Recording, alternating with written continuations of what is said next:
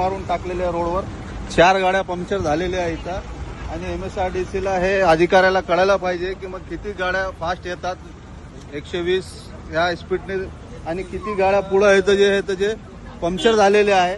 तर माझी प्रशासनाला हे विनंती आहे की असं कुठेही काम करताना बॅरिगेड टाकून संपूर्ण ह्याचं जे डायव्हर्शन काढून ह्याच्या गाड्याला जायला वाट ठेवावी. बरेच गाड्या पंक्चर झाले, किती ऍक्सिडेंट होता वाचले. पुढच्या लोकांनी पंक्चर झालेल्या गाड्या मागा थांबविले म्हणून मागचे लोक वाचले, नाही तर भरपूर ऍक्सिडेंट झाले असते इथं. हे बघा हे खिळे हे लावलेले आहे सगळे. हे बघा हे किडे संपूर्ण किडे लावलेले आहेत. आता हे जरा घातका झाला आणि कोणाचा जर ऍक्सिडेंट झाला तर याची जबाबदारी कोणावर राहील हे माझी विनंती आहे.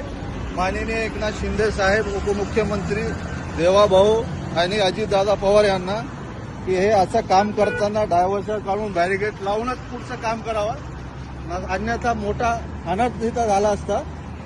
खूप मोठा अनर्थ झाला असता इथे. आता किती जण सांगणार आम्ही, सांगा ना.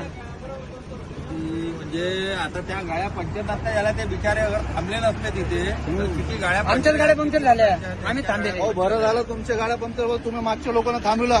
आम्ही बरेच गाड्यांवर चढले असते.